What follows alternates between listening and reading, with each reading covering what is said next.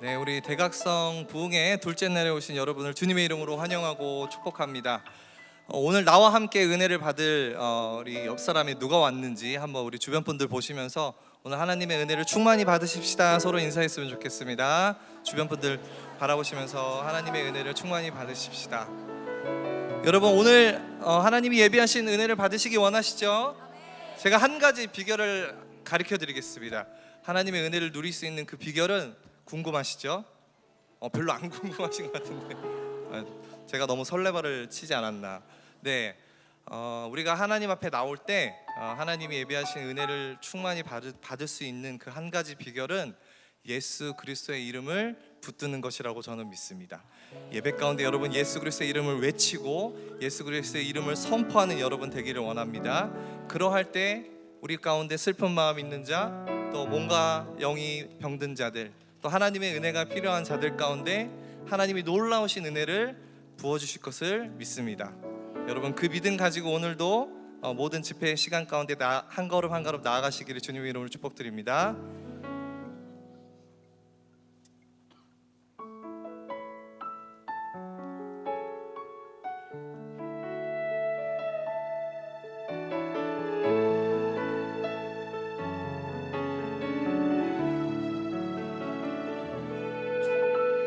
슬픈 마음 있는 자, 몸과 영혼 병든 자, 누구든지 부르시오. 예수 이름 부르시오. 그 이름을 믿는 자, 그 이름을 부르는 자, 그가 어떤 사람이든 그는 구원 얻으리.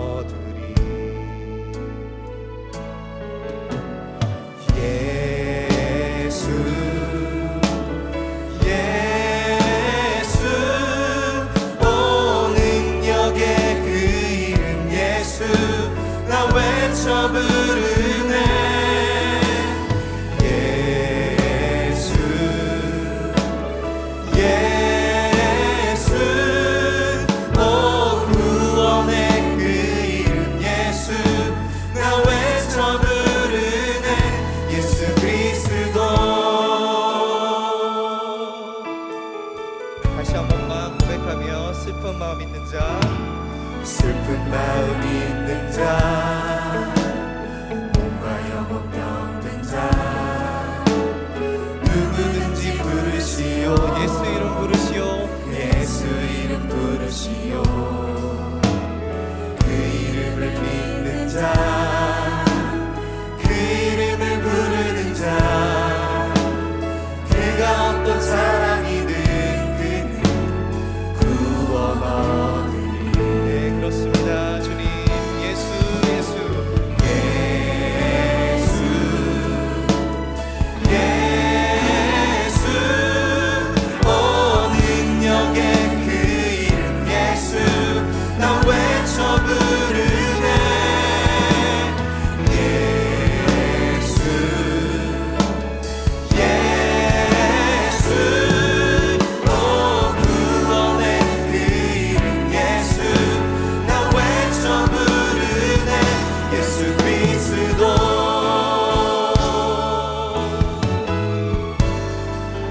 우리 은각은 내게 없으나, 은각은 내게 없으나 주님, 나 가진 건 너에게 주니. 능력의 이름 예수라, 능력의 이름 예수라. 그 이름을 붙드시오. 그 이름을 믿는 자, 그 이름을 외치는 자, 그 이름을 외치는 자, 그가 어떤 사람이든 그는 주의 영광 보리라. 아멘. 예수, 예수,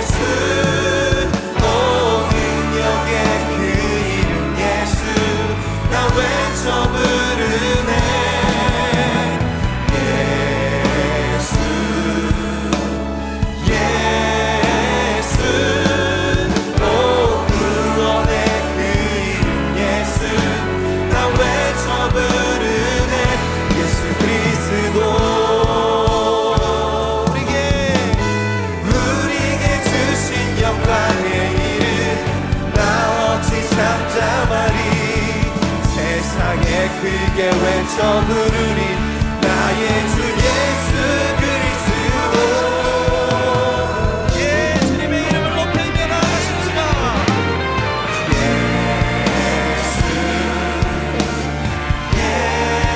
예수 오 능력의 그 이름 예수 나 외쳐 부르네.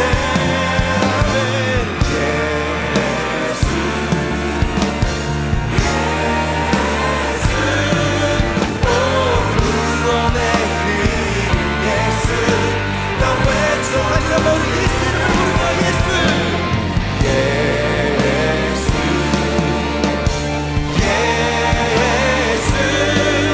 오 능력의 그 이름 예수 나 외쳐 부르네.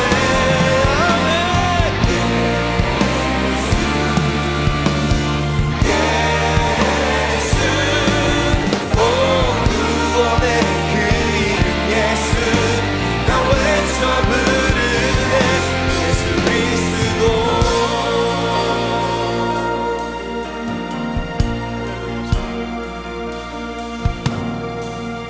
예수의 이름이 우리에게 능력이 되며 예수의 이름이 참 소망이 되신 줄 믿습니다. 여러분 그렇게 믿으시는 분들은 그 자리에서 일어나서 주님을 찬양하며 나아가십시다.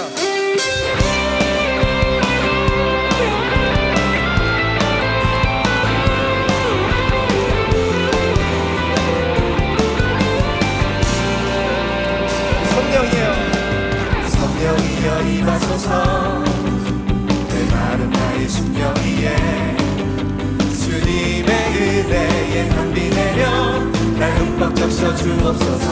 네, 주님 주의 권세 주의 능력 지금 이 시간 임하셔서 한 권세 모든 팬들이고 주님 나라 임하소서. 아멘. 영광 예수의 그 피가 내게 승리 주네 구원이 되시네. 영광 할렐루야 예수의 이름이 능력되네 소망이 되시네. 우리 다시 한번 선포하시면서 성령이여 임하소서. 주님 나의 심령 위에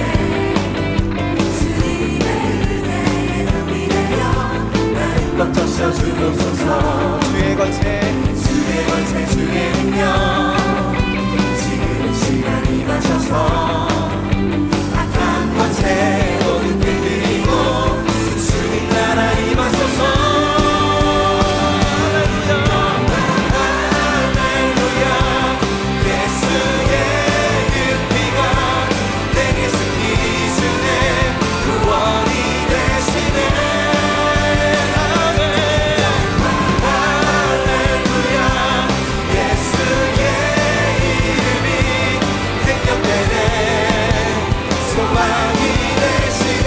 다시 한번 성령이여 임하소서.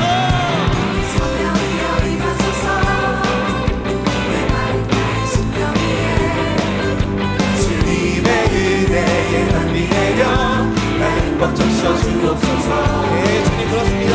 주의 권세 주의 능력 지금 시간 임하셔서 악한 권세 모두 캔들이고 주님 나라 임하소서.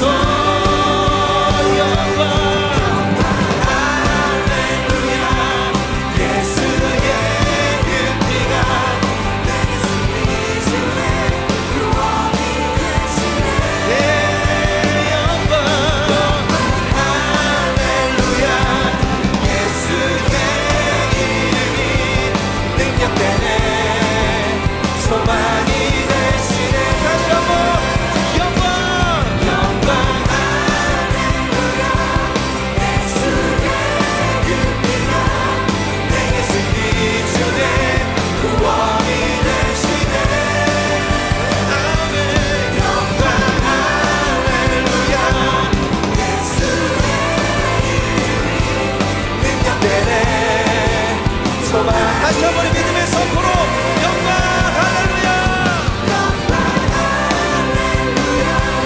예수의 그 피가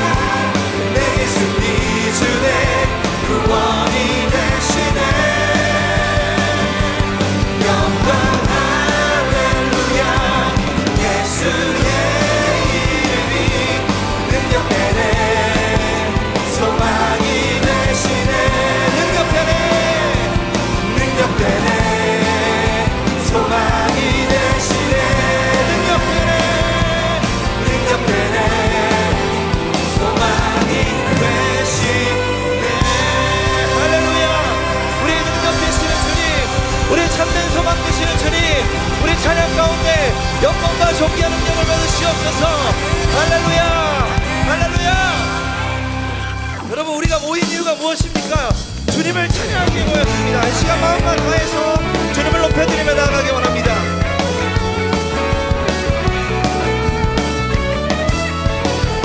자, 우리 주 안에서 노래하며 주의 이름 찬양해 높은 문에 들어가 주 이름 성축하네 진실한 찬양하네 권능이 많이 외치세 할렐루야 손뼉치며 전능하신 주께 높이 계신 주님께 여기 모인 이유 우리 만모와 주님을 높이는 것 다시 한번 우리 주 안에서 노래하며 주의 이름 찬양해 감사 높은 문에 들어가 주 이름 성축하네 진실한 찬양하네 권능이 많이 외치세 할렐루야 손뼉치며 전능하신 주께 높이 계신 주님께 우리 여기 모인 이유 우리 만모와 주님을 높이는 것 높이 계신 주님께 우리 여기 모인 이유 우리 만모와 주님을 높이는 것 다시 한번 우리 주 안에서 주 안에서 노래하며 주의 이름 주의 이름 찬양해 감사 높은 문에 들어가 주 이름 성축하네 진실한 찬양하네 권능이 많이 외치세 할렐루야 손뼉치며 전능하신 주께 높이 계신 주님께 우리 여기 모인 이유 우리 만모와 주님을 높이는 것 다시 한번 높이 계신 주님께 높이 계신 주님께 우리 여기 모인 이유 우리 만모와 주님을 높이는 것 우리 이렇게 고백하실까요? 내 안에 내 안에 모든 것 주를 바랄 때 주의 능력 그 영광 은혜와 자비도 찬양하며 춤추세 마음 문 열어 주가 자유케 하리 주의 이름 다시 한번 내 안에 모든 것 내 안에 모든 것 주를 바랄 때 주의 능력이 영광이 은혜와 자비도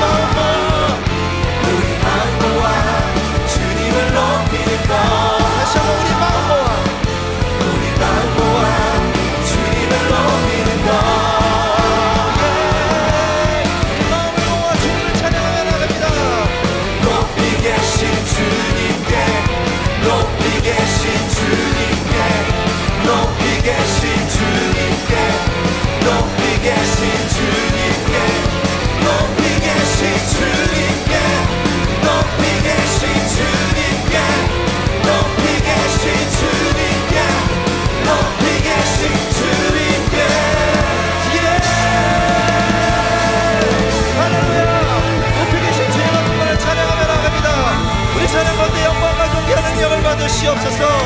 할렐루야.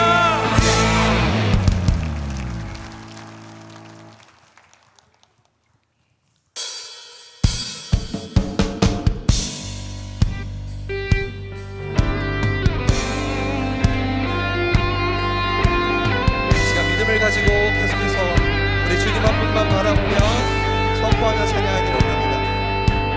세상의 유혹 시험이 내게 몰려올 때에 나의 힘으로 그것들 모두 이길 수 없네. 거대한 폭풍 가운데 위축된 나의 영혼 어찌할 바를 몰라 헤매이고 있을 때 다시 한번 우리 세상의 유혹 시험이 세상의 유혹 시험이 내게 몰려올 때에 나의 힘으로 그것들 모두 이길 수 없네.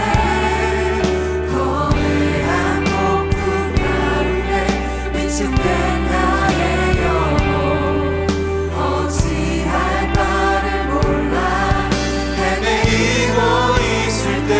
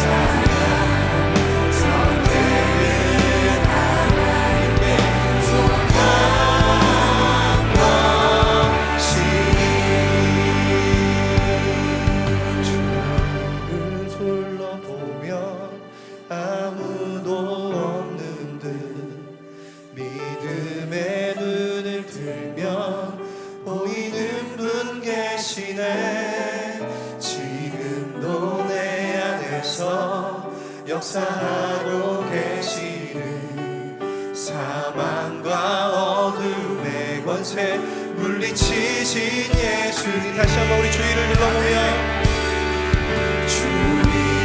둘러보며 아무도 주님, 그러나 우리가 믿음의 눈을 들며 보이는 분 계십니다. 보이는 분 계시네. 주님 역사하고 계신 사망과 어둠의 권세를 물리치신 예수님.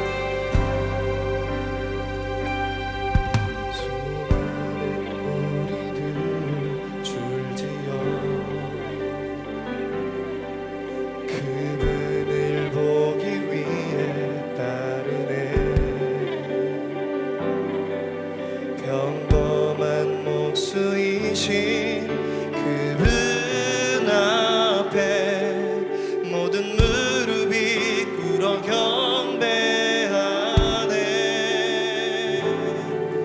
모든 문제들 하나하나 죽음까지도 힘을 잃고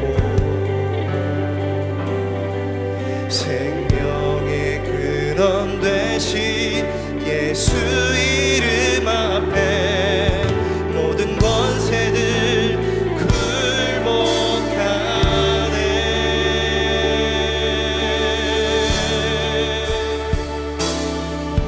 예수 이름 높이세 능력의 그 이름 예수 이름 높이세 구원의 그 이름 예수 이름을 부르는 자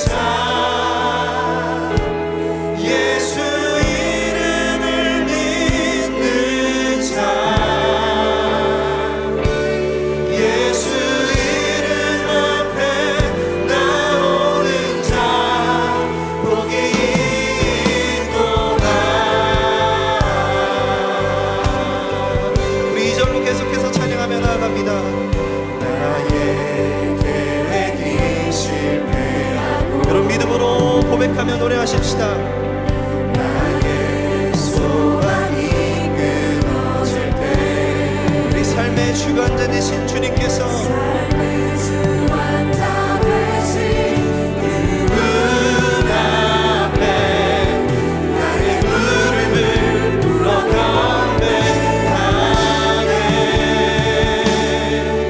나의 삶을 그분께 맡길 때 여러분 비로소 우리의 마음이 평안한 줄 믿습니다. 네 그렇습니다 주님. 평안해. 구원의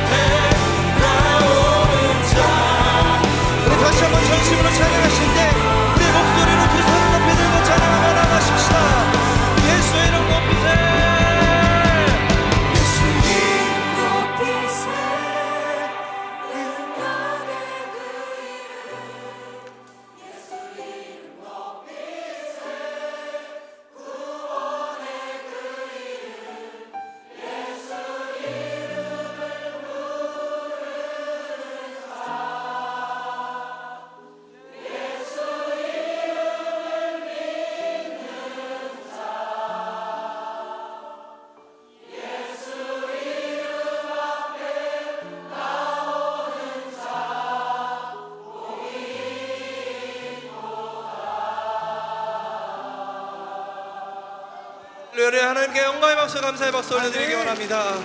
할렐루야. 정말 주님의 그 이름을 부르는 자들이 되길 원합니다. 주의 이름을 붙드는 자들이 되길 원합니다. 주의 이름을 외치는 자들이 되길 원합니다. 할렐루야. 우리 가운데 그렇게 역사하여 주시옵소서. 이 시간에 같이 한번 예배를 기억하며 오늘 집회를 기억하며 기도하며 나아가십시다.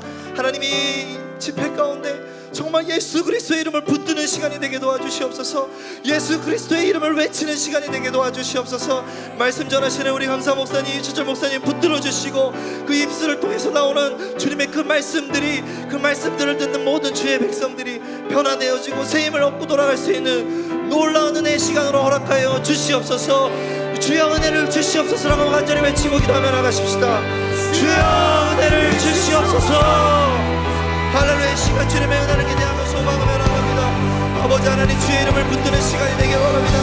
주의 이름을 아버지 간절히 부르며 나가겠습니다.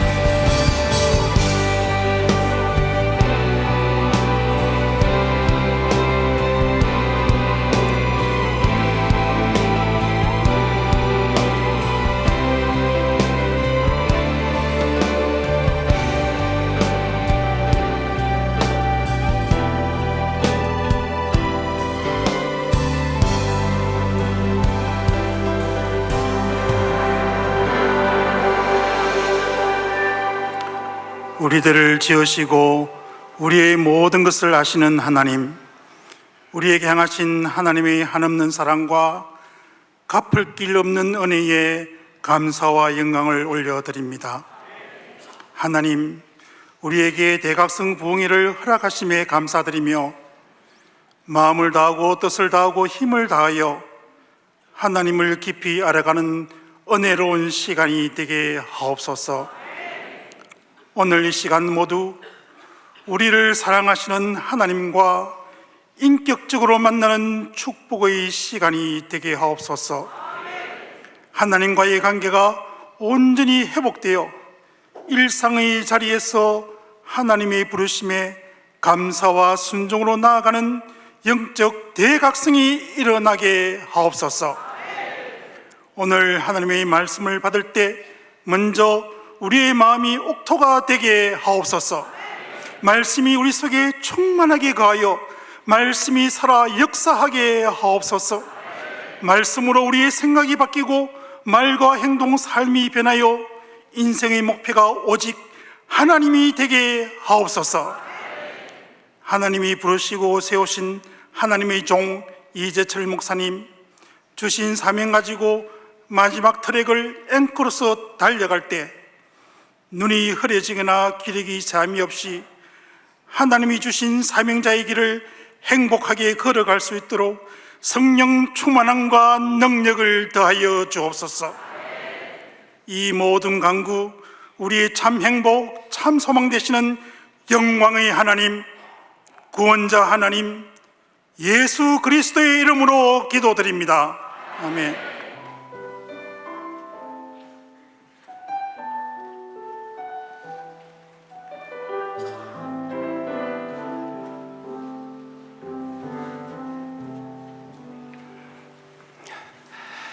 오늘 둘째 날 집회에 오신 여러분 환영하고 축복합니다. 정말 은혜를 받는 자리에 함께 있다는 것은 보통 하나님의 아름다운 섭리 역사가 아닙니다. 우리 좌우에 있는 성도들과 다시 한번 인사하면서 또 축복하면서 은혜 많이 받으십시오. 행복하십시오. 그렇게 서로 한번 인사 나눴으면 좋겠습니다. 우리 멀리 있는 성도들도 있습니다. 좀 떨어져 있는 우리 하단에 있는 성도들과 또 한번 인사를 나누겠습니다. 우리 같이 손을 들어서 축복하면서 사랑합니다 하는 마음으로 서로 인사 나눕니다. 우리 어제 광고드렸던 것처럼 이번에 이벤트가 있죠. 포토존 이벤트 당첨자를 발표하겠습니다. 우리 영상에 나오는 이미지 저 사진입니다. 그러니까 뭐 일일이 발표하지 않지만 저분들인 것 아시고 저분들에게 저희가 또 연락을 드려서 말씀드린 쿠폰을 드리도록 하겠습니다. 오늘도 계속 여러분들이 해주시기 바라고요. 오늘 올린 그런 사진에 대해서는 이제 내일 우리 또 저녁에 발표하도록 그렇게 하겠습니다. 교회 홈페이지에 올리실 수 있으니까 포토존에 같이 찍어서 올려주시면 되겠습니다. 마감 시간이 집회 다음 날 오전 11시입니다. 그러니까 오늘 올리신 분들은 내일 11시까지 마감되니까 그때까지 올리시면 되겠습니다. 그리고 내일 저녁에 올리신 것은 다음 수요일 날 발표하도록 그렇게 하겠습니다. 여러분, 우리 집회 계속되고 있는데 특별히 내일 저녁에도 있습니다. 그러니까 금요일, 토요일, 주일 이렇게 3일 저녁 집회 하는데 내일 저녁 집회가 있습니다. 뭐 내일 주일이니까 주일 예배 드리는 건 말할 것도 없고요. 저녁 집회는 내일 저녁에 있는데 7시입니다. 꼭 기억하시고 끝까지 은혜를 받으시기를 부탁드립니다. 이제 말씀을 함께 나누겠습니다. 사도행전 18장 1절로 3절까지 말씀입니다. 사도행전 18장 1절로 3절까지 말씀을 우리 함께 한 목소리로 같이 봉독하도록 하겠습니다. 사도행전 18장 1절로 3절 함께 읽습니다. 그 후에 바울이 아덴을 떠나 고린도에 이르러 아굴라라 하는 본도에서 난 유대인 한 사람을 만나니 글라우디오가 모든 유대인을 명하여 로마에서 떠나라 한 고로 그가 그 아내 브리스길라와 함께 이달리아로부터 새로 온지라. 바울이 그들에게 가매 생업이 같으므로 함께 살며 일을 하니 그 생업은 천막을 만드는 것이더라. 아멘. 오늘도 이주철 목사님 통해서 큰 은혜 우리에게 주실 줄 믿습니다. 우리 박수로 목사님을 모시겠습니다.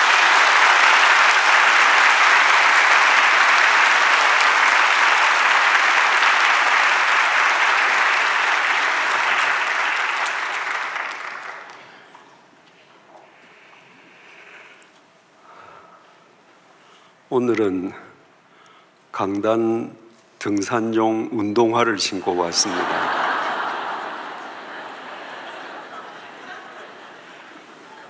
제가 여러 교회 예배당에 많이 가봤는데요. 이 강대상에 서기 위해서 계단을 9개 올라오는 교회는 호산나 교회가 유일한 것 같습니다. 제가 한국 교회 중에 지금 제일 높은 강단에 서 있는 것 같습니다. 제 오른쪽 다리에 문제가 생겼는데 회복이 되지를 않고 있습니다. 그래서 오래 서 있는 것이 퍽 무리가 되고 계단을 오르내리는 것이 힘이 듭니다.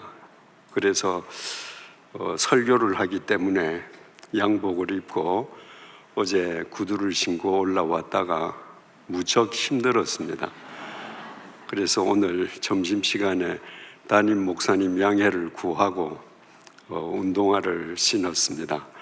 양복 입고 마치 갓선 것 같은 형국인데 양해해 주시기 바랍니다.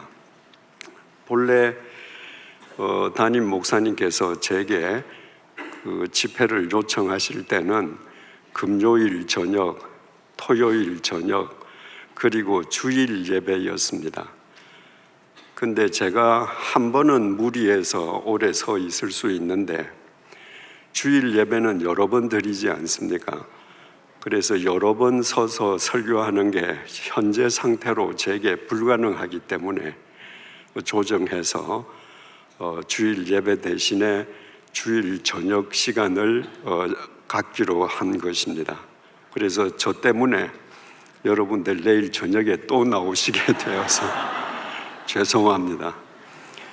이 집회가 끝난 뒤에 기도회를 다 마치고 여러분들에게 인사를 올리고 가는 것이 예의인데 오래 서 있다 보면 빨리 가서 다리를 뻗고 이 통증을 풀어야 되기 때문에 집회 끝나자마자 그냥 가는 것도 용서해 주시기 바랍니다. 예전에 제가 호주 시드니를 갈 때마다 만나 뵙는 장로님이 있었습니다. 제 학교 직계 대선배님이셔서 그분이 늘 제 숙소를 찾아오셔서 격이 없는 대화를 나누곤 했습니다. 그분을 시드니에서 마지막으로 뵌 것이 10년 전인데 그때 그분의 연세가 80세였습니다. 80세 되신 장로님이 저를 만나서 이야기하던 가운데 이런 말을 하셨습니다. 저는 매일 저녁 5시면 저녁 식사를 끝냅니다. 그리고 밤 8시면 어김없이 잠자리에 듭니다. 매일 새벽에 일찍 일어나서 골프를 칩니다. 일부러 한인촌에서 멀리 떨어져 있는 곳에 집을 정하고 낮에는 사람도 만나지 않고 독서와 산책으로 소일합니다. 매일 이렇게 살다 보니까 제 나이가 80살인데도 도무지 피곤하지가 않습니다. 그 말씀을 듣고 제가 장로님께 말씀을 드렸습니다. 저는 장로님보다 한참 어리지만 저도 장로님처럼 살면 도무지 안 피곤하겠습니다. 그런데 장로님께서 지금처럼 계속 살아가신다면 장로님은 장로님의 삶에 어떤 의미를 부여하십니까? 어느 순간에 불현듯이 장로님의 코끝에서 숨이 멎을 때 앞으로도 계속 이렇게 살아가시면 그 마지막 순간에 후회하시지 않겠습니까? 제가 시드니를 떠나는 날 아침에 다시 숙소를 찾아오셨습니다. 그리고 그 장로님이 제게 이렇게 말씀하셨습니다. 인생 말기를 맞은 제게 인생을 다시 정리할 수 있는 생각거리를 주셔서 감사합니다. 오래전에 대학 입시 학원을 만들고 영어 학습서를 만들어서 명성을 떨쳤던 분이 계십니다. 그분이 쓴 영어 학습서가 얼마나 유명했던지 저도 고등학교 때 그 학습서로 영어를 공부했고 제 또래, 제 위에, 제 아래 거의 모두 90% 이상이 그 학습서를 썼습니다. 그분이 연세가 든 뒤에 건강 전도사가 되었습니다. 매달 건강 잡지를 발간하면서 건강에 대한 단행본도 여러 권 발행했습니다. 건강에 대한 그분의 강연 내용이 얼마나 영향력을 미쳤던지 서울에서 발행되는, 전국적으로 발행되는 모 일간지는 매 주일 한 번씩 한 면 전체를 그분의 칼럼으로 채웠습니다. 건강 칼럼이었습니다. 그분은 그 건강 칼럼을 통해서 자신은 세계에서 가장 오래 장수한 사람이 되어서 기네스북 기록을 경신할 것이라고 호언장담했습니다. 그분의 주장도 시드니에 사시던 장로님하고 비슷했습니다. 저녁은 5시에 먹어라. 잠은 8시에 자라. 그래야 잠자는 동안에 위장이 깨끗하게 청소가 된다. 잠은 새벽에 깨라. 그리고 하루 종일 낮 동안에 일정한 시간을 두고 정기적으로 운동을 해라. 그러면 누구나 장수한다. 그분의 가르침대로 하려고 하면 모든 직장인은 사표 내야 합니다. 어느 직장인이 5시에 저녁 먹고 8시에 잠자리에 들 수 있습니까? 이웃이 어떻게 되든지 세상이 어떻게 돌아가든지 상관없이 오직 네 육체의 건강을 위해서 모든 것을 올인해라. 이게 핵심 내용이에요. 고작 몇십 년 살다가 썩어 문드러질 이 육체의 고기 덩어리를 위해서 모든 것을 올인하는 인생에 도대체 무슨 의미가 있을까? 그분의 글을 계속 읽으면서 의구심이 들었댔습니다. 세계에서 가장 장수해서 기네스 기록을 갱신하겠다고 호언장담하셨던 그분은 1999년도 86세를 일기로 교통사고로 돌아가셨습니다. 그분이 교통사고로 숨이 멎는 순간에 무슨 생각을 하셨을까? 기사를 보면서 이런 생각을 해보았습니다. 저는 2013년도에 전립선 말기암 수술을 받았습니다. 그리고 34차례 방사선 치료를 받고 2년에 걸친 호르몬 치료를 받았습니다. 그 과정 중에 강원도 홍천에 있는 요양소에서 잠시 머물렀던 적이 있습니다. 그 요양소는 그 요양소에 입소해 있는 사람들을 위해서 여러 가지 프로그램을 운영하고 있었습니다. 어느 날 어느 방에서 명상에 대한 프로그램이 열린다고 공지가 되어 있길래 도대체 명상 같은 것은 어떻게 하는 건가? 그 방을 찾아가 봤습니다. 참석자는 저를 포함해서 남자 청년 1명, 여자 청년 1명, 중년 부인 모두 다 4명이었습니다.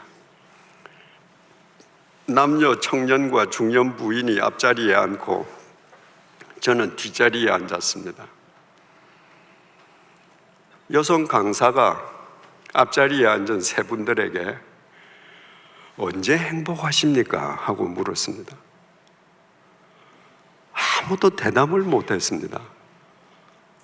그랬더니 이 여성 강사가 자기 제일 오른쪽에 있는 남자 청년 눈을 들여다보면서 너 대답 안 하면 안 돼 하는 표정으로 청년은 언제 제일 행복하십니까? 물었습니다. 이 청년이 한동안 침묵하다가 한 번도 생각해 본 적이 없어서 모르겠습니다. 이렇게 대답을 했습니다. 그랬더니 강사가 제가 기다릴게요.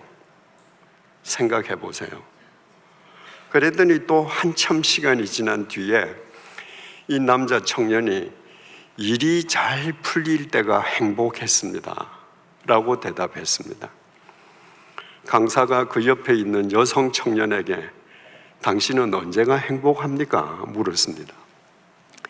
이 여성 청년은 남성 청년이 시간을 많이 잡아 먹었으니까 대답을 생각하지 않았겠습니까? 질문이 주어지자마자 맛있는 것을 먹을 때가 행복합니다 하고 대답했습니다. 중년 부인에게 강사가 물었더니 공기 좋은 숲속을 트레킹할 때가 행복합니다라고 물었습니다. 강사가 뒷줄에 있는 제게 물었습니다. 언제 행복하십니까? 제 삶에 절대적인 의미를 느낄 때 저는 행복합니다. 여러분, 현대인의 삶은 몇십 년 전에 이 땅을 살던 사람들의 삶과는 판이하게 다릅니다. 옛날에는 하루 종일 걸어도 닿지 못할 거리를 지금은 매일 아침 저녁으로 지하철을 타거나 자동차를 타고 출퇴근을 합니다. IT 기기의 발달로 한 사람이 처리하는 일의 양은 수십 년 전에 수십 명이 처리하던 일을 혼자서 합니다. 젊은이들이 그 무한 경쟁 속에서 살아남기 위해서 쌓아야 할 스펙은 끝이 없습니다. 새벽부터 밤까지 눈코 뜰 새 없이 뛰어다니는 그 삶의 소용돌이가 나의 행복과는 무슨 상관이 있는지, 행복이 도대체 무엇인지 아무도 생각하지 않고 살아갑니다. 그래서 당신에게 있어서 행복은 뭡니까? 라고 질문을 던지면 답을 못하거나 행복이 전혀 아닌 것을 행복이라고 답합니다. 젊은 남자 청년은 일이 잘 풀릴 때 행복하다고 대답했습니다. 그것도 한참 생각한 뒤에, 여러분, 인생을 살아보니까 어떻습니까? 일이 잘 풀릴 때가 많습니까? 일이 안 풀릴 때가 더 많습니까? 인생을 한마디로 표현하자고 하면 인생은 일이 풀리지 않는 끝없는 여정입니다. 그 남자 청년이 일이 잘 풀리는 것이 행복이라고 생각하는 한 그 청년은 평생을 불행하게 살 것입니다. 여성 청년은 맛있는 것을 먹으면 행복하다고 했습니다. 맛있는 것을 사 먹을 수 있는 경제적인 여력이 없어져 버리면 어떡하죠? 아니, 돈은 있는데, 맛있는 것이 옆에 있는데 먹지 못하는 사람들이 부지기수입니다. 병원에 신방 가보십시오. 돈이 태산처럼 쌓여 있는데 문병 온 사람들은 맛있는 것 먹는데 한 숟갈, 한 젓가락도 못 먹는 사람들이 태반입니다. 만약에 그 여성 청년이 그런 형편을 맞는다면 불행하게 살 것입니다. 중년 부인은 공기 좋은 숲속을 트레킹할 때가 행복하다고 했습니다. 부산은 잘 모르겠습니다만은 서울은 중국발 미세먼지 황사 때문에 일주일씩 창문을 열지 못할 때가 많습니다. 공기가 좋은 숲속을 트레킹해야 행복한 여자가 서울에 살면서 일주일 동안 창문도 못 연다? 우울하겠죠. 공기가 좋은 숲속을 트레킹하는 것이 행복이라고 생각하는 것 때문에 창문을 못 열면 대단히 우울할 것입니다. 병들면 어떻게 해요? 아니, 병들지 않더라도 모든 사람의 육체는 쇠퇴합니다. 나이가 들면 병들지 않아도 트레킹 더 이상 못합니다. 그 여인이 나이가 들어서 트레킹을 하지 못하는 육체가 될 때 황혼처럼 가장 아름다워야 할 그 여인의 만년은 불행으로 끝나지 않겠습니까? 여러분, 행복이라고 하는 것은 오늘 있다가 내일 물거품처럼 사라져버리는 가변적인 것이 아닙니다. 행복은 물질적인 것 속에서 생성되는 것도 아닙니다. 행복은 시간과 공간에 따라서 그 의미가 달라지는 상대적인 것도 아닙니다. 행복은 삶의 절대적인 의미 속에서 둥지를 트는데 인간의 삶의 절대적인 의미는 하나님과의 바른 관계 속에서만 주어집니다. 사도 바울은 젊은 시절에 예수 믿는 사람들을 체포, 연행, 투옥시키는 것을 천직으로 삼던 교회의 대적자였습니다. 그날도 예루살렘에서 213km나 떨어져 있는 다메섹에 있는 크리스찬들까지 색출해서 예루살렘으로 연행해 오기 위해서 다메섹을 찾아갔습니다. 그러다가 길 위에서 주님의 빛에 사로잡혀 꼬꾸라졌습니다. 주님께서 그 길 위에서 바울을 사로잡으신 것입니다. 여러분, 바울이 다메섹 도상에서 주님의 부르심을 받을 때 바울 혼자 있지 않았습니다. 바울 혼자 있었다고 하면 또 별로 이상하게 생각할 것이 없을런지도 모르겠습니다. 그런데 그날 그 길 위에는 바울의 일행이 있었습니다. 여러 사람이 있었습니다. 그런데 그 여러 사람들 가운데에 주님의 구원은 마치 핀셋으로 집어내듯이 바울 한 사람만 집어내셨습니다. 다른 사람은 구원 못 받았습니다. 같은 자리에 있었는데 바울은 이해할 수 없었습니다. 자기는 죄인 중에 괴수였습니다. 그 일행 중에서 바울이 가장 도덕적이거나 윤리적인 사람이 아니었습니다. 예수 믿는 사람들 색출해서 연행하는 우두머리였습니다. 그날도 다메섹에 있는 그리스도인들을 색출하는 그 체포 영장을 바울이 손에 쥐고 가고 있었습니다. 가장 비도덕적이고 가장 비윤리적인 인간인데 하나님께서 그 인간 한 명을 핀셋으로 집어내셨습니다. 왜 하나님께서 나만을 구원하셨을까? 바울이 주님의 은혜 속에서 생각하고 생각한 끝에 그가 찾은 믿음의 답이 이렇습니다. 에베소서 1장 4절을 세 번역으로 읽어드리겠습니다. 하나님은 세상 창조 전에 그리스도 안에서 우리를 택하시고 사랑해 주셔서 하나님 앞에서 거룩하고 흠이 없는 사람이 되게 하셨습니다.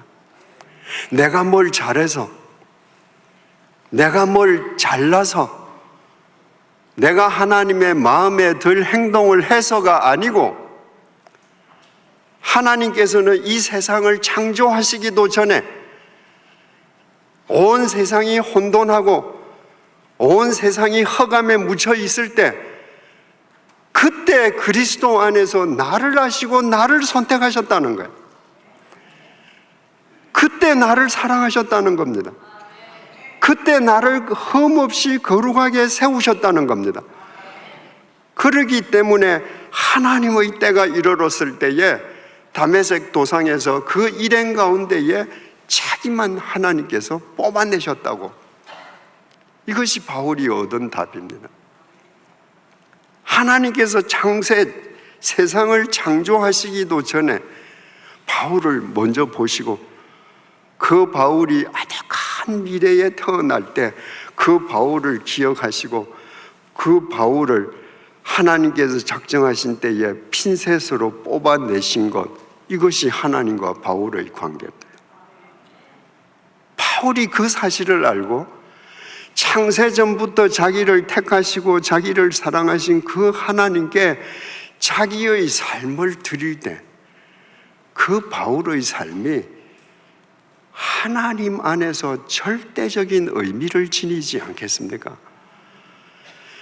세상을 창조하시기 전부터 자기를 선택하시고 사랑하신 그 주님께 자기의 삶을 드릴 때 그 주님 안에서 자기 삶이 절대적인 의미를 지닐 때 그때 바울이 누렸을 행복을 누가 상상할 수 있겠습니까? 바울이 실라와 함께 2차 전도 여행을 출발했습니다. 수리아 안티옥, 오늘날 터키 대륙 남쪽의 안티옥에서 시작을 해서 바울은 그 자기 고향이 다소인데 다소가 오늘날 터키 대륙에 위치해 있지 않습니까?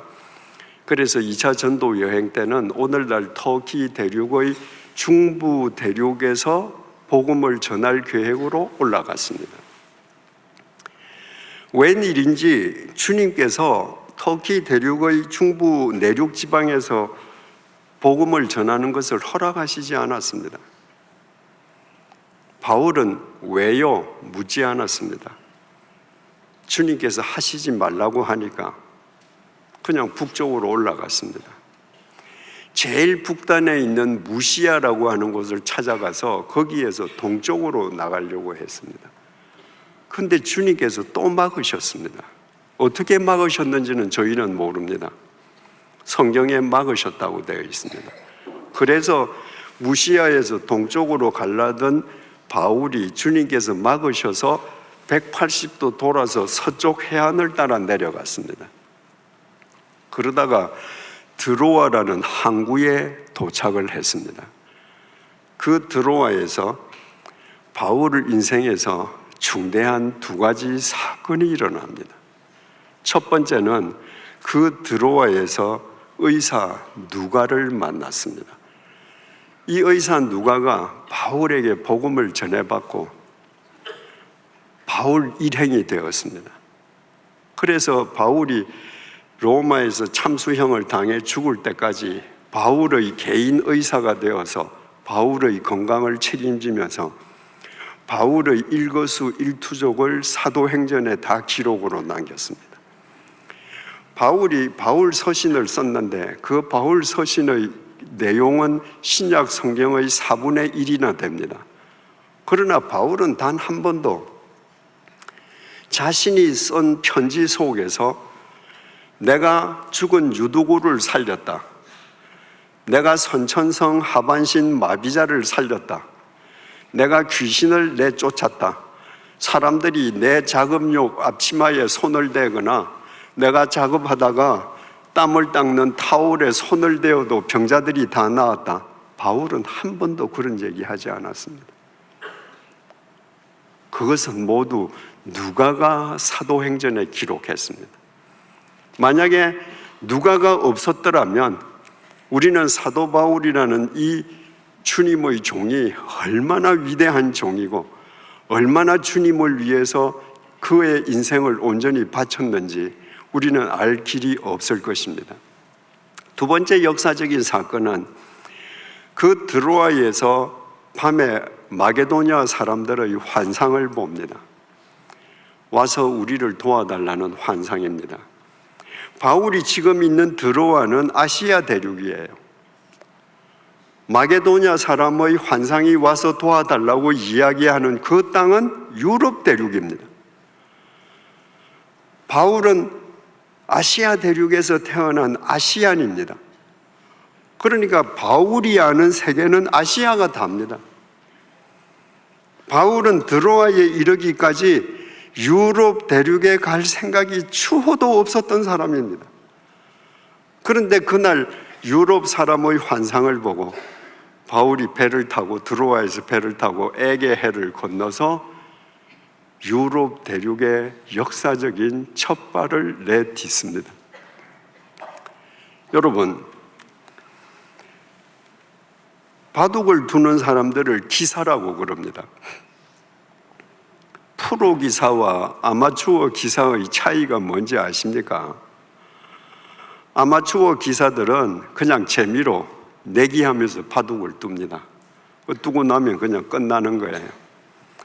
프로 기사는 한 판이 끝나면 반드시 복귀합니다. 처음부터 돌을 다시 놓습니다.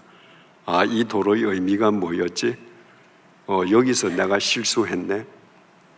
여러분, 사도 바울이 드로아에서 밤에 복귀하지 않았겠습니까? 하나님께서 내가 터키 대륙 내륙 지방에서 복음 전하려는 거 주님께서 막으셨지. 무시아에서 동진하려는 거 막으셨지.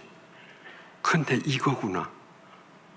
여러분, 주님께서 여러분의 길을 막으실 때 막으시는 그 길 앞에 순종해야 하나님의 역사가 일어납니다. 바울이 유럽 대륙으로 가서 빌립보에 들렸습니다. 그 빌립보에는 하나님께서 바울을 보내어서 구원하시려고 작정하신 루디아라는 사람이 있었습니다. 그리고 루디아가 바울을 만나서 복음을 받아들이고 세례를 받았습니다. 유럽 대륙의 첫 번째 세례 교인이 되었습니다. 그리고 루디아 집안 사람들이 다 함께 세례를 받았습니다. 루디아의 집이 유럽 대륙의 첫 번째 교회가 되었습니다. 여러분, 그 그날 밤에 사도 바울이 복귀할 때 이 세상에 사람들이 많고 많은데 주님께서 이 땅에 계실 때 주님을 직접 만난 직계 제자만 해도 가룟유다를 빼고 11명이나 되는데 주님께서는 그 사람들 다 제쳐놓고 주님의 대적자로 살던 자기를 핀셋으로 뽑으셔서 유럽 대륙 첫 번째 세례교인 머리 위에 물을 뿌려서 세례를 주게 하고 유럽 대륙 첫 번째 교회를 세우게 하셨습니다. 그 사실을 복귀하는 바울의 행복을 상상하실 수 있겠습니까? 빌립보에는 귀신 들린 여인이 있었습니다. 그 귀신 들린 여인을 돈 많은 사람들이 고용을 해서 귀신 들린 여인으로 하여금 귀신을 이용해서 사람들에게 점을 쳐주고 돈을 받게 하고 돈은 그를 고용한 사람들이 다 주머니에 넣었습니다. 바울이 그 여인을 오며 가며 몇 번을 보고 너무나 가련해서 그 여인에게서 귀신을 쫓아내어 주었습니다. 그 여인은 살았습니다. 그러나 그 여인을 이용해서 돈을 벌던 사람들이 더 이상 돈을 벌 수 없게 되니까 바울을 잡아 끌고 가서 거짓 모함으로 시민들을 선동해서 고발을 했습니다. 바울은 억울하게 매를 맞고 빌립보 감옥에 투옥당했습니다. 이유 없이 매 맞은 거예요. 이유 없이 투옥당한 겁니다. 그러나 바울은 Why me? 왜 접니까? 왜 이렇습니까? 원망하지 않았습니다. 그 감옥에서 찬양하지 않습니까? 그리고 그날 밤에 어떤 일이 일어납니까? 억울하게 투옥당했기 때문에 그 감옥의 간수와 가족들이 바울로부터 복음을 받아들이고 구원받는 생명의 역사가 한밤중에 일어납니다. 그날 밤에도 바울은 감옥 속에서 복귀하지 않았겠습니까? 하나님, 또 매 맞아도 좋습니다. 당신이 구원할 사람이 있으면 저를 쓰십시오. 빌립보를 떠나서 아비볼리와 아볼로니아를 지나서 바울이 데살로니가로 갔습니다. 거기에서 3주 동안 머물면서 복음을 전했는데 많은 헬라 사람들과 심지어 그 데살로니가의 귀 부인들까지 복음을 영접했습니다. 그러자 그 데살로니가에 살고 있는 유대 교인들, 유대인들이 그 바울을 두고 볼 수가 없었습니다. 그래서 시장 거리에 있는 깡패들을 동원해서 바울을 테러하려고 했습니다.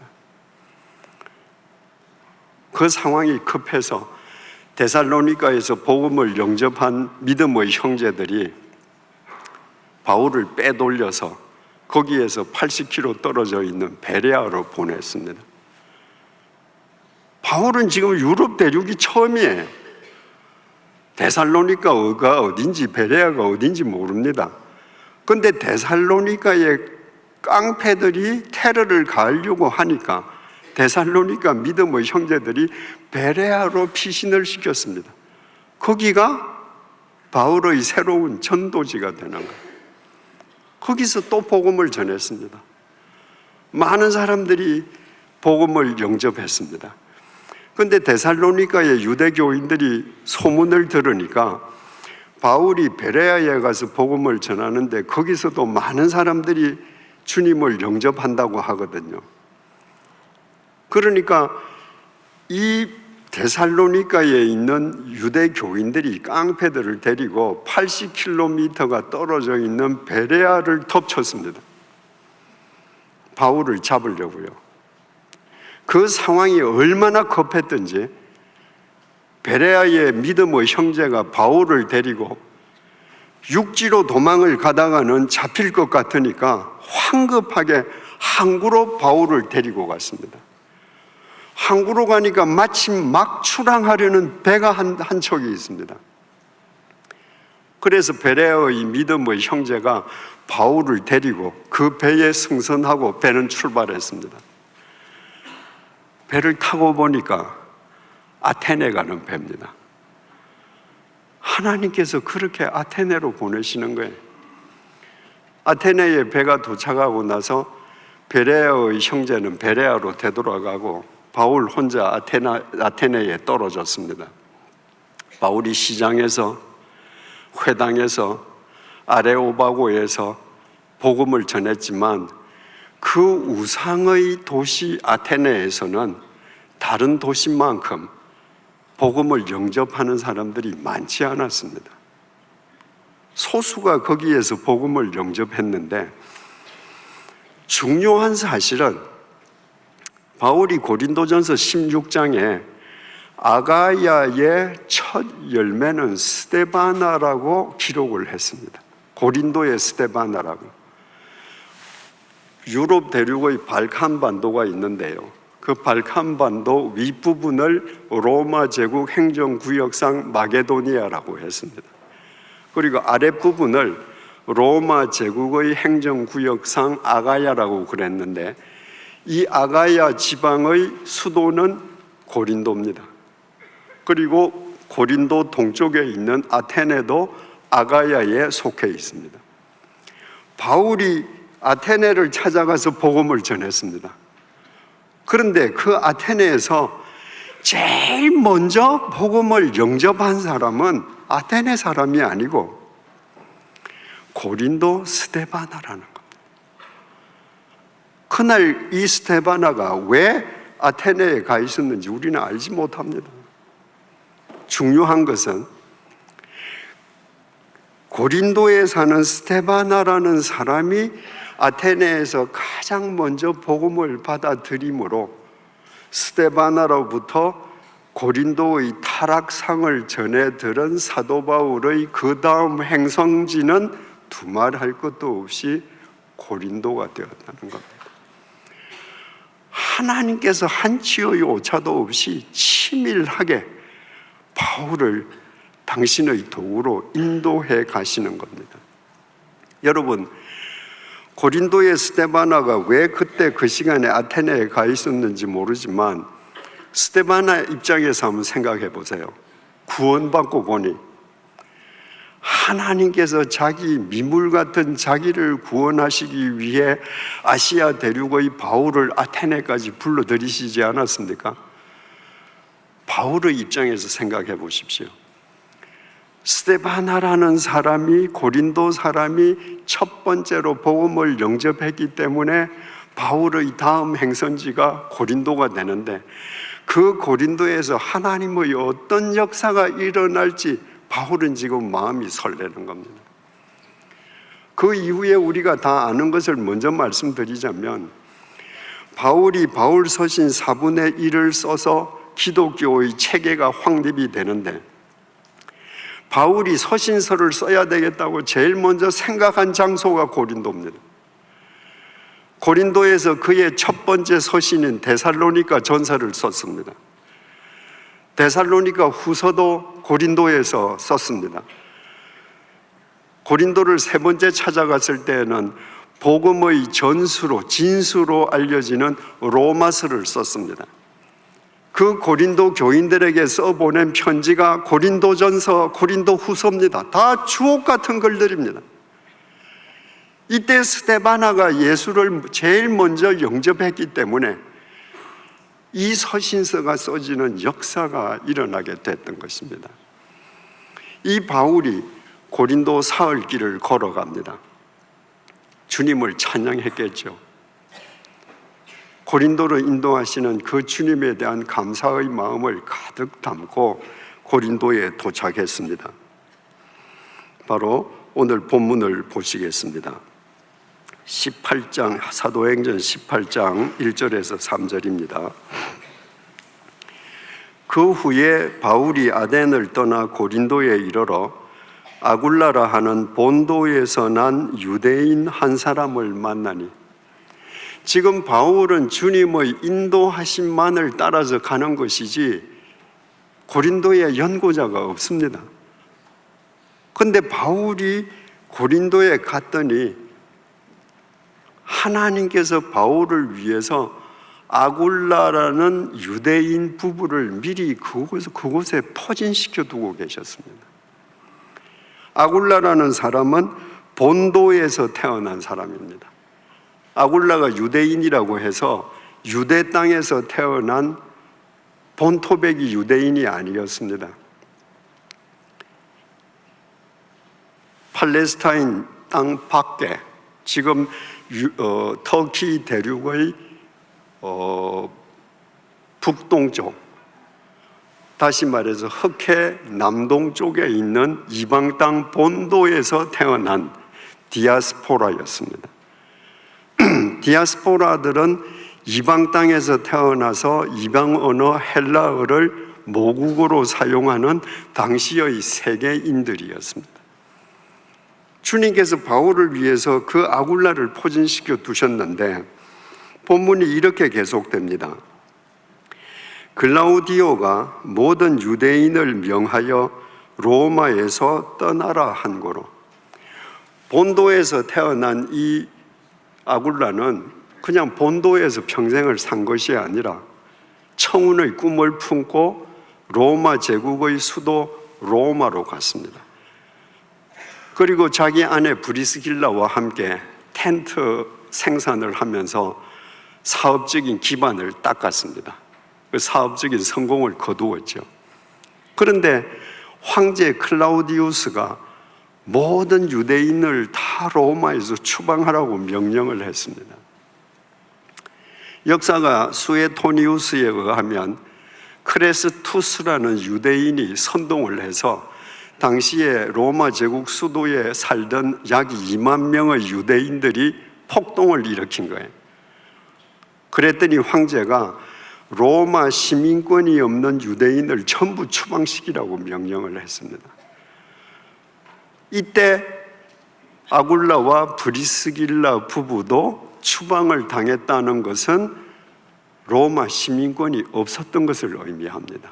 만약에 로마 시민권자였으면 로마를 떠나지 않아도 됩니다. 클라우디우스가 모든 유대인을 명하여 로마에서 떠나라 한 거로, 그가 그 안에 브리스길라와 함께 이달리아로부터 새로 온지라. 황제가 유대인들 다 추방시켜.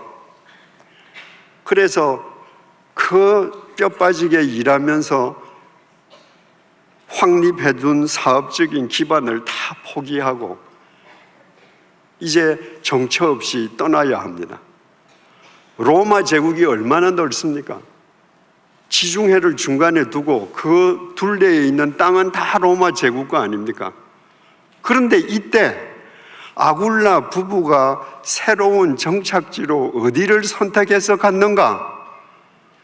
고린도로 갔습니다. 우리는 다 압니다. 왜? 하나님께서 바울을 위해 미리 포진시켜 두시는 거예요.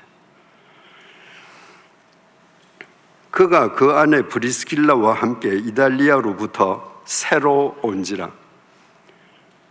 그 아굴라 부부는 로마에서 추방을 당해서 지금 막 고린도에 이제 지금 도착했습니다. 새로 지금 정착합니다. 그런데 바울이 그들에게 가매, 아테네에서 사흘 길을 걸어서 온 바울이 그들을 만났습니다. 어떻게 만났는가? 우리는 몰라요. 하나님께서는 창세 전부터 바울을 선택해 주셨던 그 바울을 위해서 로마에서부터 아굴라 부부가 고린도에 오게 하심으로 하나님 때에 한치의 오차도 없이 그 두 사람이 만나게 하셨습니다. 그래서 바울도 정착하는 겁니다. 바울이 그들에게 가매 생업이 같으므로 함께 살며 일을 하니 그 생업은 천막을 만드는 곳이더라. 아굴라 부부는 텐트 제조 사업가입니다. 그런데 바울도 텐트 제조 기술자였습니다. 유대인 부모는 자식들에게 만일의 경우를 대비해서 한 가지 기술들을 어릴 때부터 익혀줬습니다. 바울이 태어난 다소는 텐트를 만드는 필요, 가죽 생산지로 유명했습니다. 그러니까 바울의 아버지가 바울에게 자연스럽게 텐트 만드는 기술을 가르쳐 줬겠지요. 이 바울이 텐트를 만들 줄 아니까 가서 만난 아굴라 부부가 텐트 제조업자니까 그들을 도우면서 그 집에서 정착을 합니다. 조금 지난 뒤에는 바울로부터 복음을 받아들인 아굴라 부부가 바울의 제1 후원자가 됩니다. 그리고 바울이 고린도를 떠날 때는 이들이 텐트 사업 다 접고 바울을 따라서 함께 고린도를 떠납니다. 그러니까 아굴라 부부가 정착하는 것을 바울은 잠시 도와주고 그들이 복음을 영접하고 바울의 제1 후원자가 되므로 바울을 통해서 비로소 복음이 온 고린도 땅에 스며들기 시작합니다. 자, 여러분, 본도에서 태어난 아굴라가 만약에 로마 제국의 수도를 가지 않았더라면 바울과 로마의 고린도 만남은 불가능합니다. 그런데 본도에서 태어난 아굴라가 어떻게 로마 제국 수도에 가서 사업을 할 생각을 했겠는가? 지중해 세계를 제패했던 로마 제국이 로마 제국 내에 사는 모든 사람들의 통행과 이주와 거주의 자유를 줬기 때문입니다. 그래서 로마 제국에 가서 살 수 있었습니다. 수도에 가서 살 수 있었습니다. 왜 본도에서 태어난 아굴라는 다른 유대인들처럼 유대 땅에서 태어나지 않고 그 조상들이 본도로 이주해서 이방인 땅에서 태어나는 디아스포라가 되었는가? 예루살렘이 바벨로니아에 멸망당했기 때문입니다. 그래서 수많은 유대인들이 지중해 세계로 디아스포라 했습니다. 로마에서 사업적인 성공을 거두고 잘 살던 이 아굴라 부부가 어떻게 고린도로 가지 않을 수 없게 되었는가? 크레스투스라는 유대인의 선동으로 유대인들이 폭동을 일으켰기 때문입니다. 그래서 고린도에서 바울과 아굴라 만남이 이루어졌습니다. 여러분, 바울과 아굴라의 만남은 지극히 개인적인 만남인 것 같지만 들여다보면 들여다볼수록 그 뒤에는 굵직굵직한 역사적인 사건들이 거미줄처럼 얽혀 있습니다. 바벨로니아 제국의 흥망과 예루살렘 멸망, 페르시아 제국의 바벨로니아 제국 정복, 헬라 제국에 의한 페르시아 제국 정복, 헬라 제국을 멸망시킨 로마 제국의 지중해 세계 제패, 크레스투스에 의한 유대인들의 폭동, 클라우디우스 황제의 유대인들 수도에서 추방령, 이 역사적인 사건들이 전부 얽힌 것은 하나님께서 바울과 아굴라를 고린도에서 만나게 하시려는 섭리였던 것입니다. 어떻게 하나님께서 그렇게 섭리하실 수가 있습니까? 역사의 주관자시기 때문입니다. 바울이 그런 사실을 복기할 때, 바울이 창세전에 그리스도 안에서 하나님께서 나를 택정하시고 사랑하시고 거룩하게 흠없게 세우셨다고 하는 바울의 고백은 절대로 과장이 아닌 것입니다.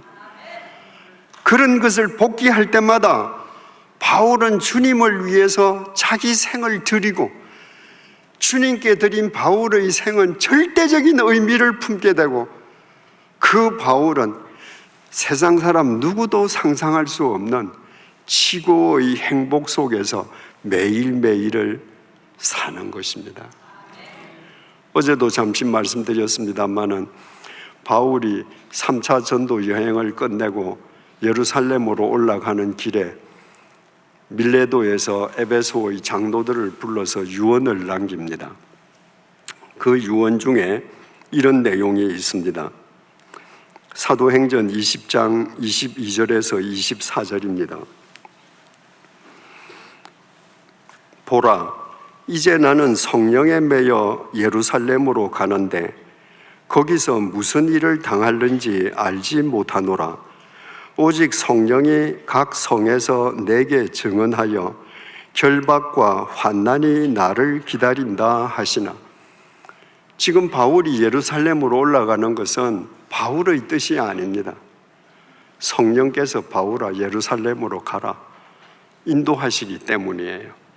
그런데 바울이 고린도를 출발해서 베레아, 데살로니가, 네아폴리, 드로아 각 성을 거칠 때마다 성령님께서 계속 바울에게 일러주시는 거예요. 바울아, 네가 가는 이 길은 결박과 환난의 길이다.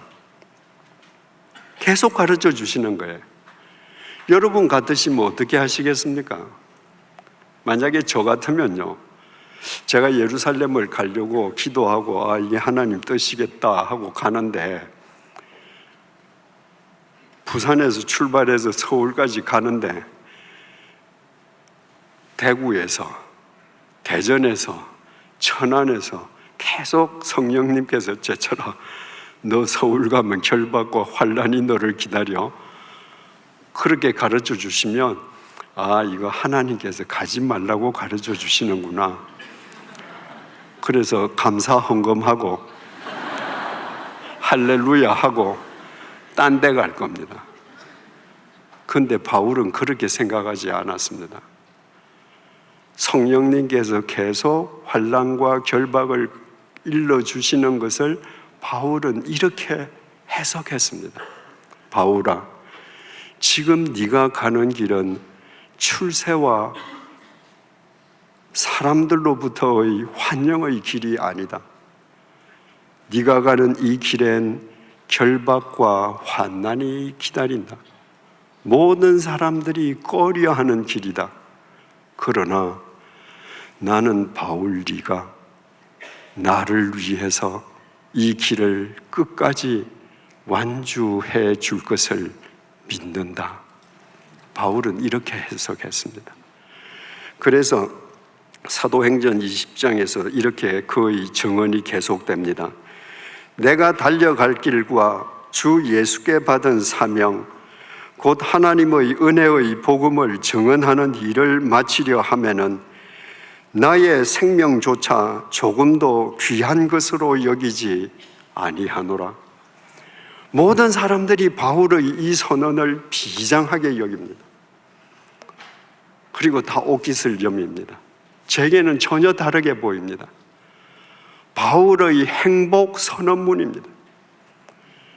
모든 사람이 가지 않는 그 길을 주님께서 나를 택해 주셔서 그 주님이라면 나는 내 생명 조금도 귀한 것으로 여기지 않아. 지금 바울의 심정은 이런 심정인 것입니다. 주님, 모든 사람이 꺼려하는 길로, 그 결박과 환난의 길로 나를 택해 주셔서 감사합니다. 주님께서 다메섹 도상에서 나를 선택하실 때부터 나는 주님의 것입니다. 내가 사나 죽으나 오직 주님을 위해 나는 이 세상에 존재합니다.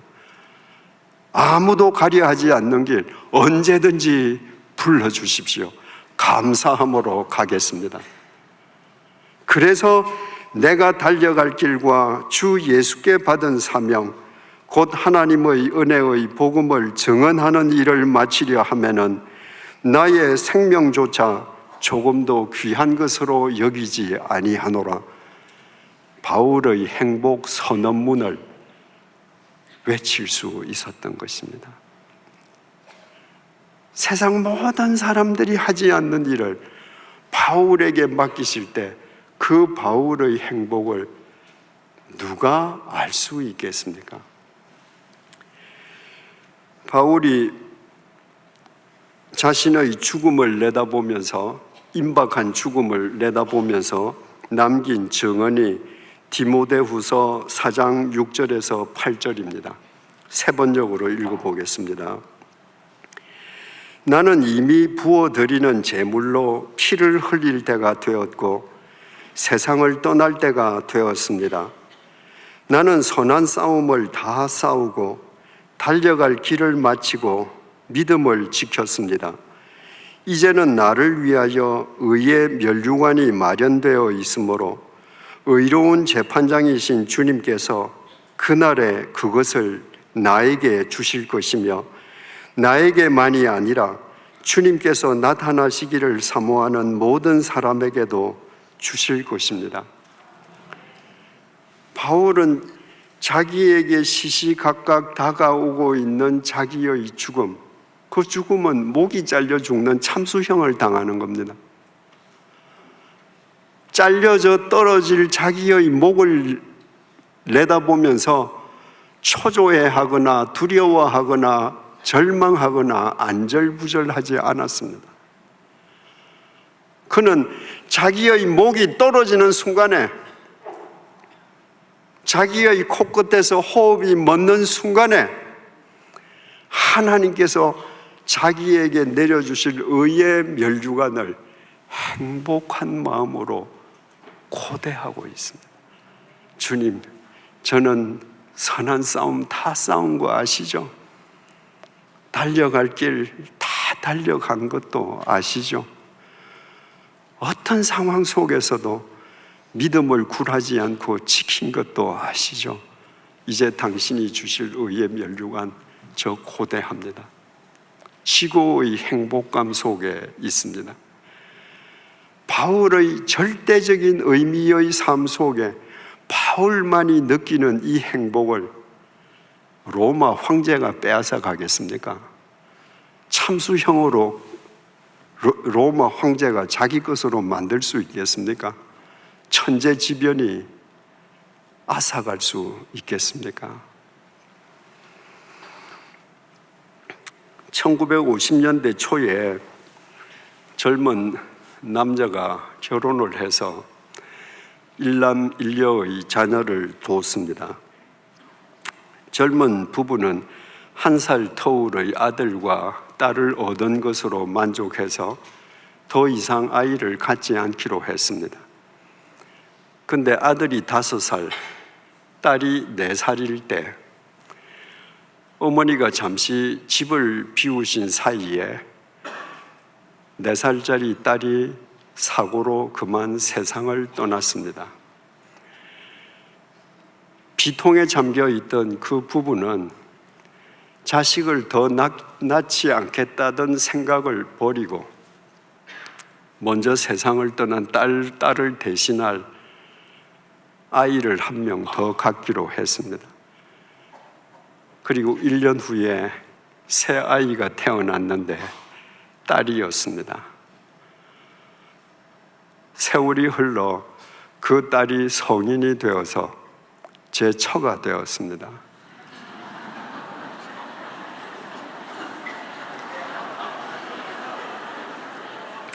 그리고 주님께서 허랑방탕하게 살던 저를 제 처를 통해서 핀셋으로 집어내셨습니다. 주님께서 저를 구원해내시기 위해서 제가 어린 시절부터 제가 알지도 못하는 제 처갓집의 가정사를 주관하셨습니다. 더 구체적으로 말씀드리면 제가 9살 때 4살 된 제 처의 언니를 하나님 나라의 필요에 의해서 먼저 데려가셨습니다. 제가 10살 되던 해에 제 처가, 태어나지 않았을 제 처가 태어나게 하셨습니다. 그리고 하나님의 때에 제 처가 되게 하시고 그 처를 통해서 저를 구원해 주셨습니다. 그리스도께서, 하나님께서 창세전에 그리스도 안에서 이 제처를 선택하시고 이 제처를 사랑하시고 이 제처를 거룩하게 흠이 없이 세워주셨다는 바울의 고백이 이 제처의 고백이 되게 해주신 것입니다. 그러면 제가 그 하나님을 안 이상 제한테 있어서 가장 의미 있는 삶은 그 하나님께 저를 드리는 삶 이외에 무엇이 있겠습니까?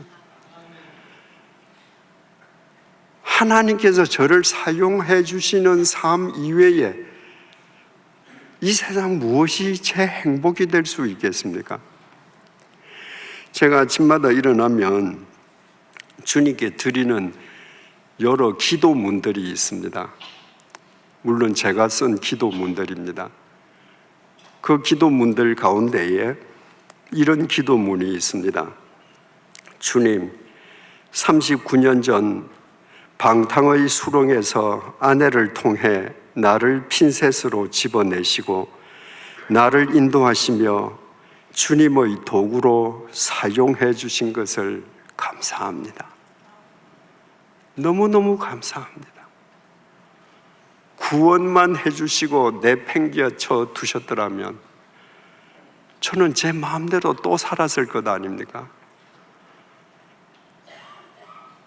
제가 제 마음대로 살면서 대형 승용차를 타고 대형 아파트에서 떵떵거리며 산다 한들 숨을 쉴 때마다 죽음을 향해서 한숨 한숨 다가가다가 결국은 썩어 문드러지고 말 삶을 살 텐데 그런 삶에 억만금을 가진들 무슨 의미가 있겠습니까? 하나님께서 사용해 주심으로 하찮은 늙은이로 끝나버릴 제 인생에 의미가 있게 해주셨습니다. 그래서 저를 사용해 주신 것이 감사합니다. 그것이 제 행복입니다. 나의 부족함을 주님의 온전함으로 채워주시고 나의 허물을 주님의 사랑으로 가려주신 것도 감사합니다.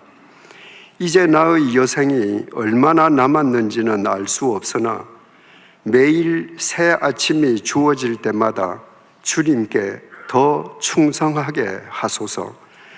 주님 위해 내가 감수해야 할 일이라면 피하지 말게 하시고 그로 인한 세상의 비난이나 모함을 비켜가지 않게 하소서.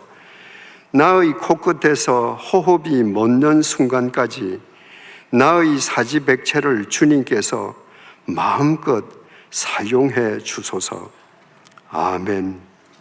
앞으로도 주님께서 저를 사용해 주시는 것만이 어느 날 내 앞으로 죽음이 뚜벅뚜벅 걸어올 때 그 죽음을 바라보면서 주님께서 내게 나를 위해 예비해 두신 의의 면류관을 바울처럼 행복하게 고대할 수 있지 않겠습니까?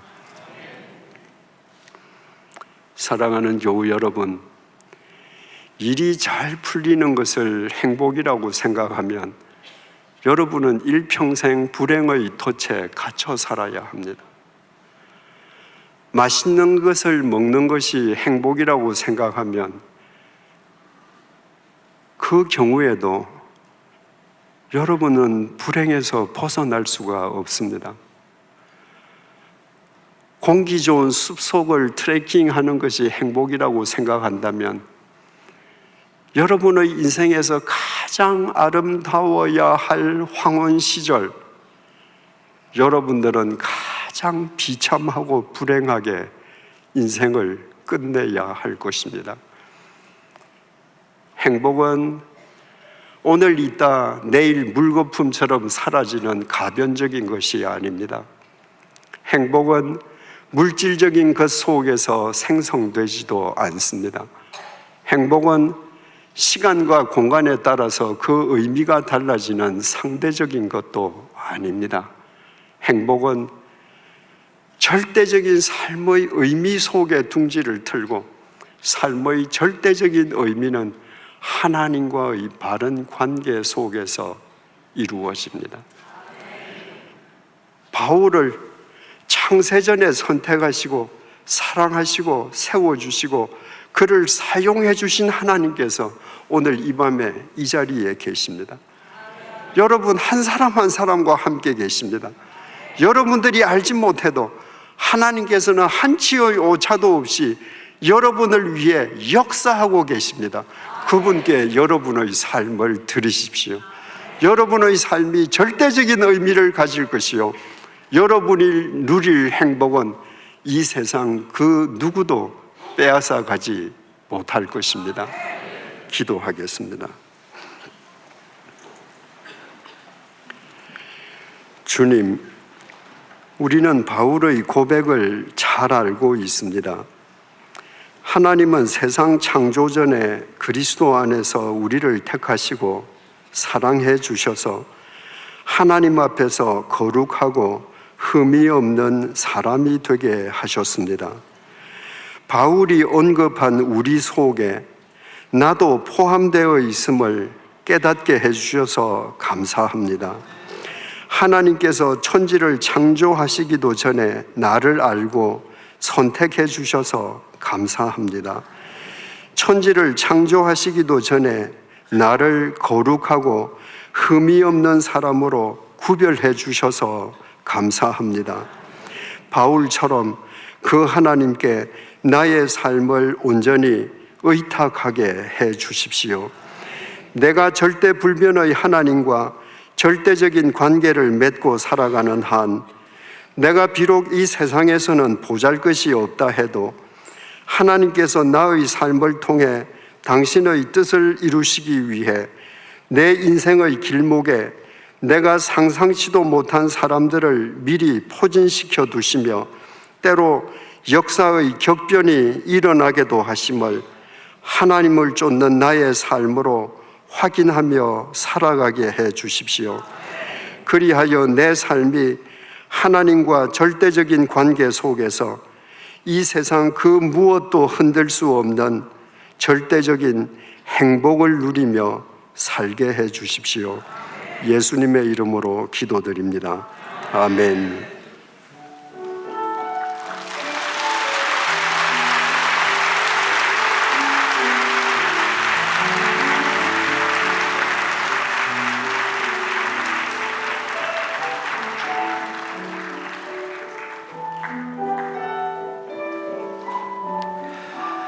우리 말씀을 기억하면서 우리 다 함께 찬양을 드리겠습니다. 그것이 행복이라오라는 찬양을 드리면서 우리의 고백을 함께 올려드리겠습니다.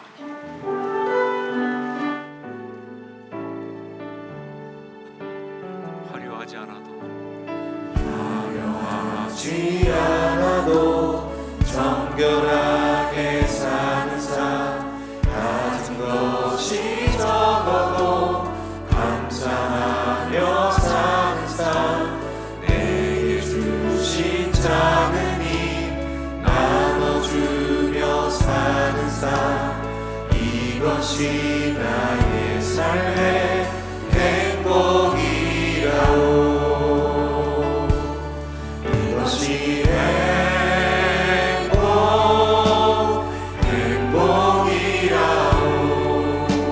세상은 알 수 없는 하나님 선물, 이것이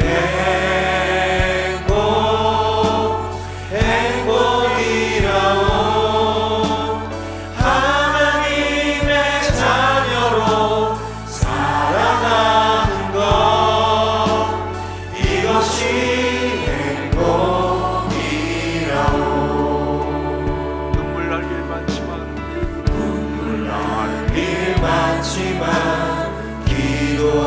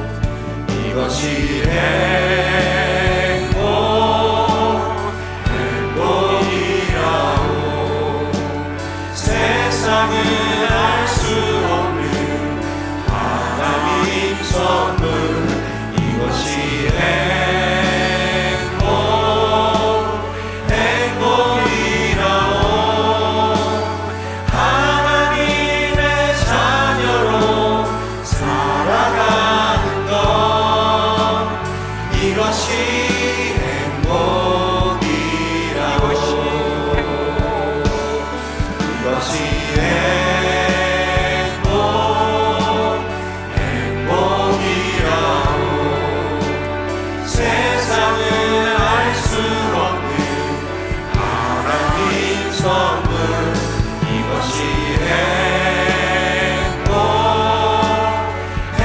행복이라오.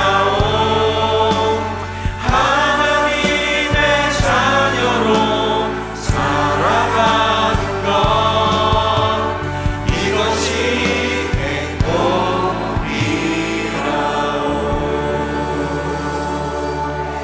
이 시간에 정말 우리가 주 앞에 올려드릴 기도는 말씀을 듣는 동안 계속 제 가슴에 울려 퍼졌던 것입니다. 하나님 감사합니다. 나 같은 것을 핀셋으로 뽑아서 구원하신 그 은혜가 감사합니다. 나의 삶 가운데 섭리로 간섭하시고 인도하신 것 감사합니다. 정말 참된 의미 가운데 행복하게 살 수 있게 하신 것 감사합니다. 우리가 정말 주 앞에 이 감사 고백을 올려드리기 원합니다. 정말 이 시간 주 앞에 주여 감사합니다 외치고 함께 통성으로 같이 기도하겠습니다. 주여 감사합니다. 아버지 정말 주님 나 같은 것을 구원하신 일 감사합니다. 정말 죽어버린 생각에 그 험악한 자리 속에서 하나님 정말 구원하신 것 감사합니다. 하나님 정말 그 엄청난 죽어서 시골을 가는 하나님 정말 구원하신 것 감사합니다. 하나님 정말 감사합니다. 하나님 정말 감사합니다. 아버지 그만한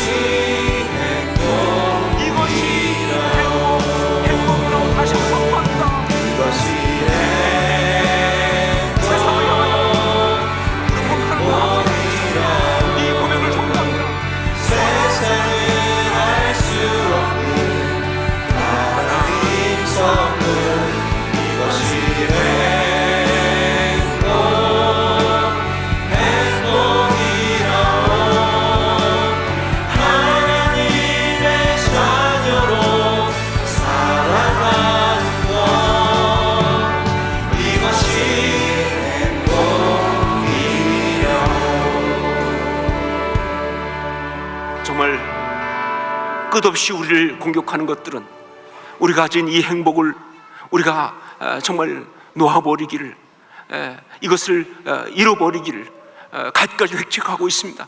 이 시간 우리 기도할 때 정말 주님 앞에서 주여 이제는 이 행복 놓치지 않게 하여 주시옵소서.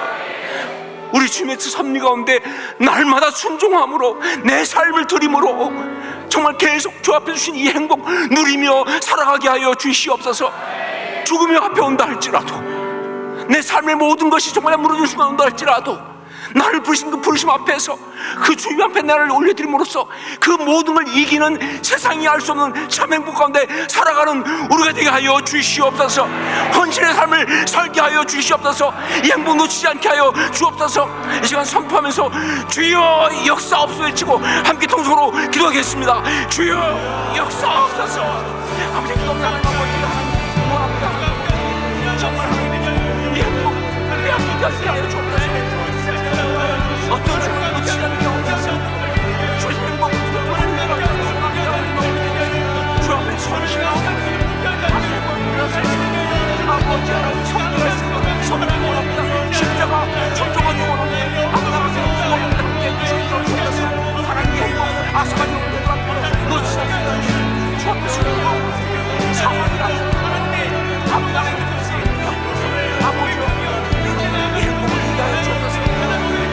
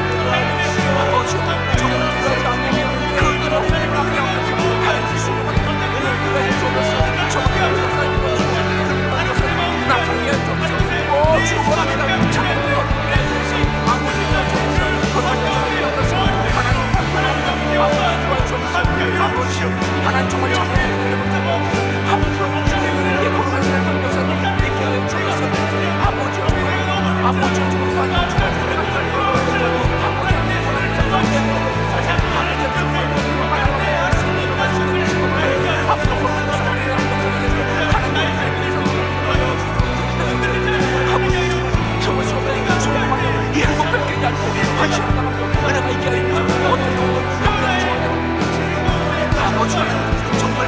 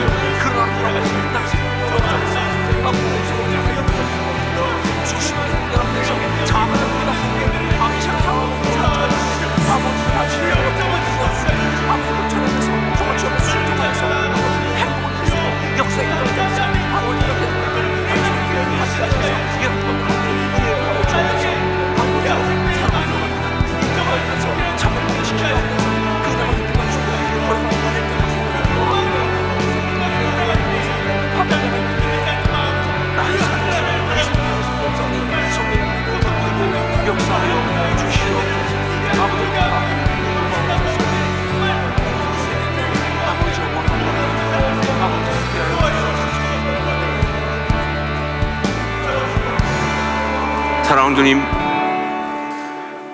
저 같은 걸 구원해 주셔서 정말 감사합니다. 나의 삶 가운데 주의 섭리로 간섭해 주시고 인도해 주신 것 감사합니다. 그래서 정말 저희 삶에 의미를 주시고 행복하게 하신 것 감사합니다. 주여, 이렇게 주신 이 귀한 행복 빼앗기지 않게 하여 주시옵소서. 놓치지 않게 하여 주옵소서. 개가 토한 것을 다시 먹듯이 또 마음속에 올라오는 그 욕망 때문에, 욕심 때문에, 생긴 것 때문에 마치 불행한 사람처럼 그렇게 빠지지 않게 하시고 그 모든 것 가운데 주의 십자가 앞에 순종함으로 정말 세상이 줄 수 없는 참된 행복을 누리는 그런 자가 될 수 있도록 성님 역사하여 주시옵소서. 결코 물러서지 않을 것입니다. 결코 빼앗기지 않을 것입니다. 끝까지 행복할 것입니다. 아름답게 주의 주신 사명 감당하며 살아가다가 나를 기다리신 주님 품에 안길 것입니다. 그렇게 살게 하여 주시옵소서. 그럼 우리가 다 되게 하여 주시옵소서. 성령님 역사하여 주옵소서. 예수님 이름으로 기도합니다. 아멘.